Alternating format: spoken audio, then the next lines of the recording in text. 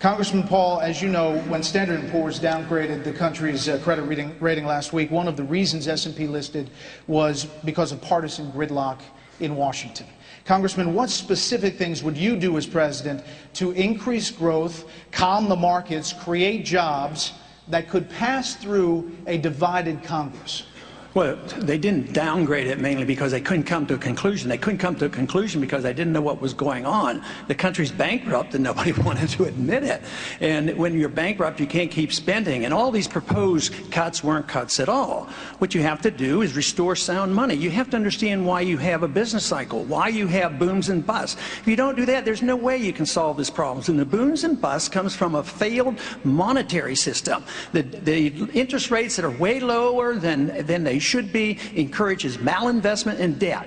And to get out of that, all this other tinkering, you cannot do that unless you liquidate debt. You don't bail out the people that are bankrupt and dump the debt on the people. That is what's happened. So you have to allow liquidation of debt, eliminate the malinvestment, then you go back and you can get growth again by having a better tax structure, lower taxes, invite capital back into this country, get a lot less regulations, and under those conditions you can have growth again. And you can get it through a divided Congress. Well, the divided Congress will exist for a long time to come. Yes, you would have to get it through a divided Congress. But the one thing is, if you approach it constitutionally, if you approach it on the principles of liberty, you can bring people together. If we have to cut, maybe we wouldn't be so determined that you can't cut one nickel out of the militarism around the world. Neither the Democrats or the Republicans want to cut that. So if you want to cut, you have to put the militarism on the table as well. Congressman Paul, you're opposed to a system that requires employers to verify the immigration status of their workers. Why would you want to eliminate one more tool to help curb illegal immigration? I don't like putting the burden on our businessmen to be the policeman. That means he has to be a policing activity.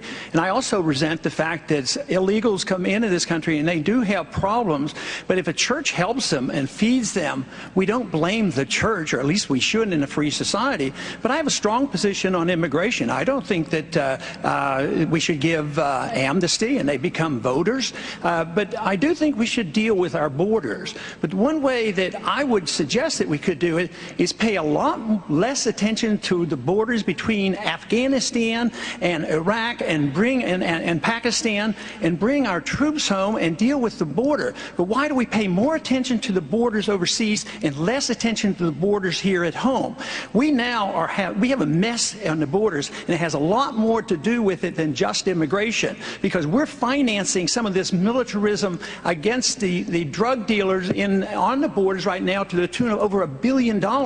And there is a mess down there, but it's much bigger than just the immigration problem. But I do not believe in giving entitlements to illegal immigrants at all, and there should be no mandates on the states to make them do it.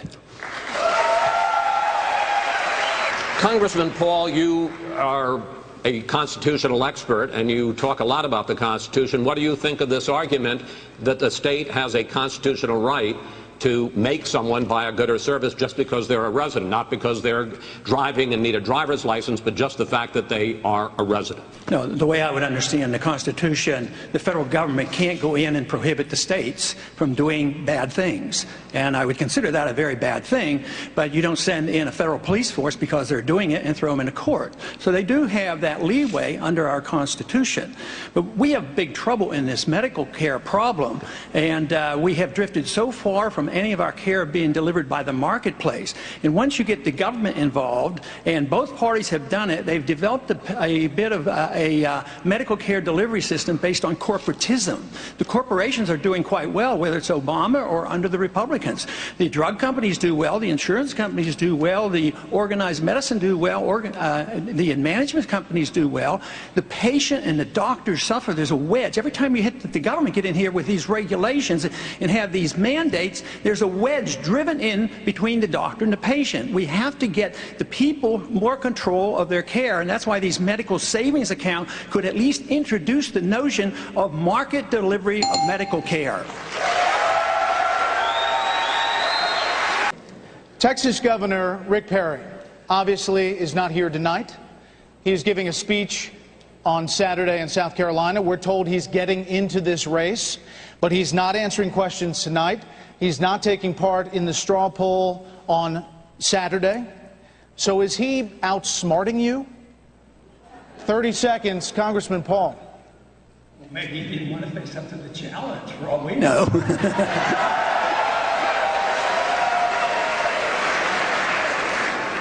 Are you worried about this strategy?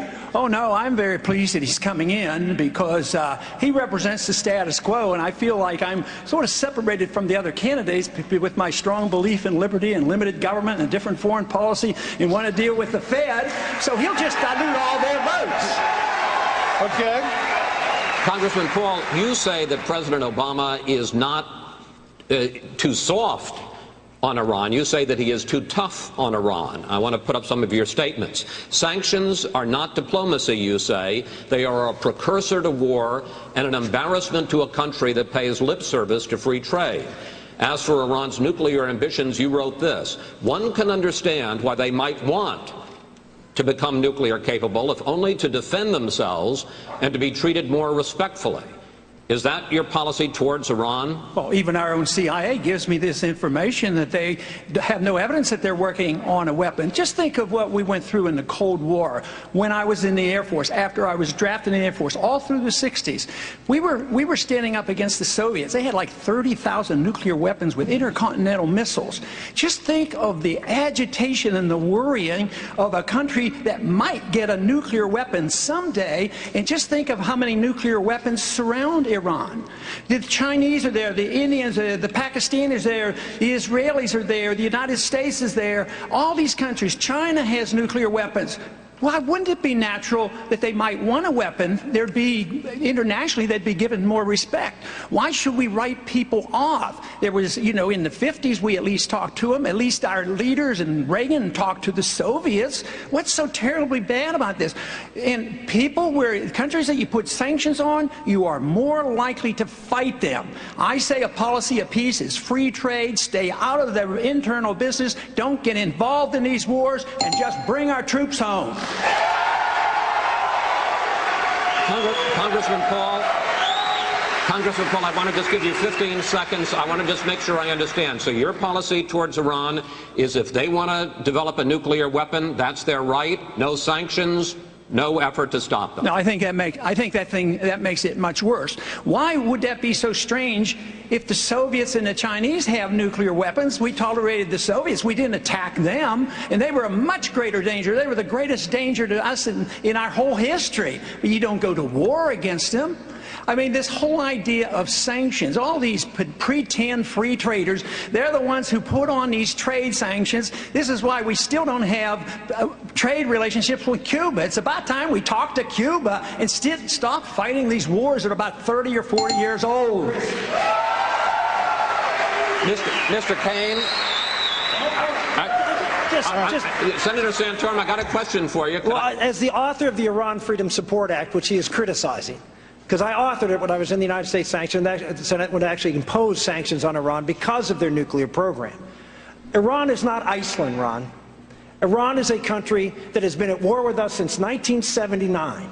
Iran is a country that has killed more American men and women in uniform in Iraq and Afghanistan than the Iraqis and the Afghanistanis have. The Iranians are the existential threat to the state of Israel. You ask the Israelis, what keeps them up at night? It's the Iranians funding of Hamas and Hezbollah and the support of Syria. 30 seconds. And the reason, hold on, let me finish. There are rules here, sir. Yeah, I know there are rules, and you guys have been giving these guys a lot of time and not a whole lot of time to be, so let me answer the question. You have a question coming. Okay. The senator is wrong on his history. We've been at war in Iran for a lot longer than '79. We started it in 1953 when we sent in a coup, installed the Shah, and the reaction, the blowback came in 1979. It's been going on and on because we just plain don't mind our own business. That's our problem. You say that we don't win the war on terror by closing Guantanamo and reading Miranda rights to terrorists. Congressman Paul says terrorism suspects have committed a crime and are should be given due process in civilian courts. Could you please tell Congressman Paul why he's wrong? Well, because simply terrorists who commit acts against United States citizens, people who are from foreign countries who do that, do not have any right under our Constitution to Miranda rights. We've also seen that Guantanamo Bay has yielded significant information. In fact, we've learned that that led to the capture and the killing of bin Laden. This is a tool that we need to have in order to be able to prosecute the new type of war, the new type of warfare, and the new type of terrorists that this country is dealing with. Regarding Iran, Iran is the central issue in the Middle East and their capacity to become a nuclear power. They are one of the 4 state sponsors of terror in the world. I sit on the House Select Committee on Intelligence. I can't reveal classified information, but I can say this. As President of the United States, I will do everything to make sure that Iran does not become a nuclear power. 30 seconds, Congressman Paul. Well, I think she turns our rule of law on its head. She says that the terrorists don't deserve protection under our courts, but therefore a judgment has to be made. They're ruled a terrorist. Who rules them a terrorist? I thought our courts recognized that you had to be tried, and we've done this. And we've brought individuals back from Pakistan and other places. We've given them a trial in this country. Over 300, or at least near 300, we've tried and put them in prison. So this idea that we have to turn on its head and reject the rule of law, we already are at the point where this administration, please let me finish. I have to say, this administration already has accepted the principle that when you assume somebody is a terrorist, they can be targeted for assassination, even American citizens. That affects all of us eventually. You don't want to translate our rule of law into a rule of mob rule. Senator Santorum. Senator Santorum, I want to pick up on this debate. You say Attorney General Holder must be under the influence, and in fact you've suggested perhaps smoking mushrooms, to want to try terrorists in civilian court. Are you also suggesting that Congressman Paul is under the influence? Well, anyone that suggests that Iran is not a threat to this country or is not a threat to stability in the Middle East is obviously not seeing the world very clearly. He sees it exactly the way that Barack Obama sees it, that we have to go around and apologize for the fact that we've gone out and exerted our influence to create freedom around the world. I don't apologize for that. I don't apologize for the Iranian people being free for a long time, and now they're under a malocracy that tramples the rights of women, tramples the rights of gays, tramples the rights of people all throughout their society, and is the greatest supporter of terrorism in the Middle East and around the world, and is setting up training camps and is working with Venezuela and other countries in south of our border to threaten us. Iran is a country that must be confronted. I was in front of this curb. I authored the Iran Freedom Support Act back in 2004. It was blocked by Joe Biden, nonetheless, and Barack Obama once. We got it passed, and I can tell you, if Rick Santorum and when Rick Santorum is president, Iran will not get a nuclear weapon because the world as we know it will be no more. Congressman Paul, 30 seconds. You've heard the war propaganda that is liable to lead us into the 6th war, and I worry about that position.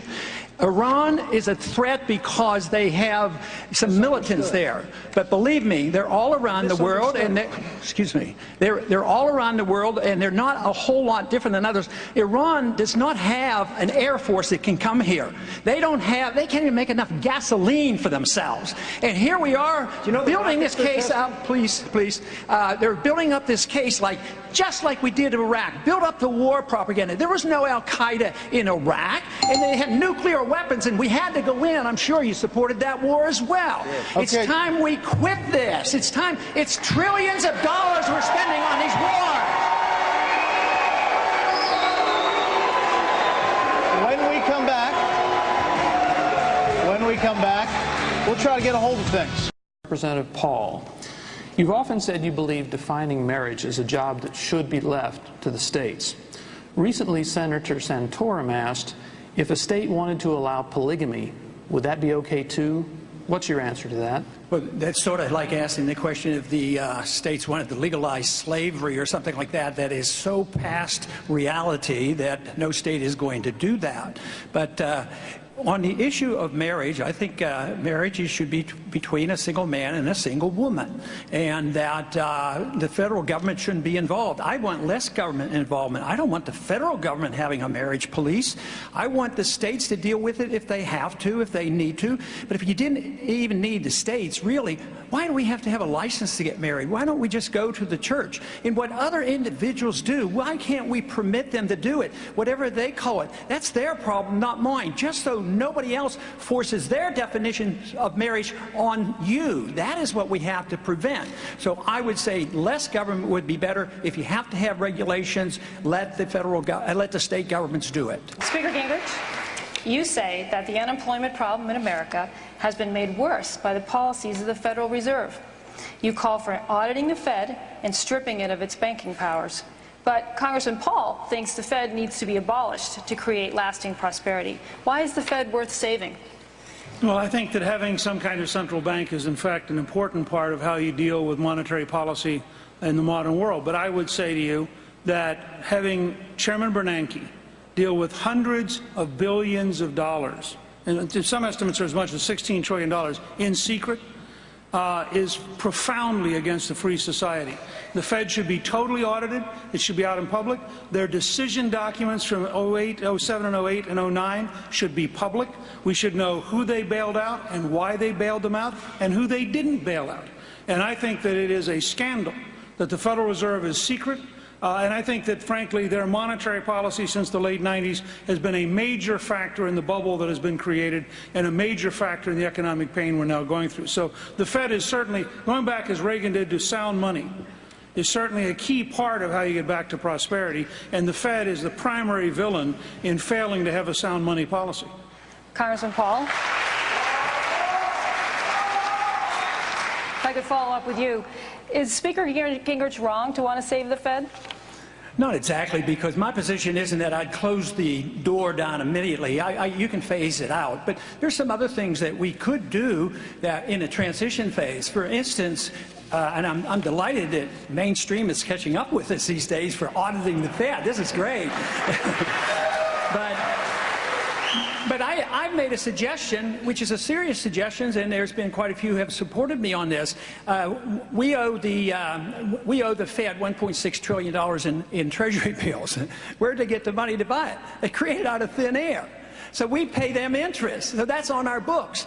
So we literally, with legislation, could wipe $1.6 trillion off. That's not a solution to the monetary problem or our spending problems, but it would give you a year to work this out, and we wouldn't have had any of that debate going on. Those were all scare tactics to try to scare people into doing things. So, but that is one thing that we could do. But eventually, we have to deal with the Fed, because the Fed creates the business cycle. If you don't understand the business cycle, you don't know why we have recessions. The sooner we learn that, the better.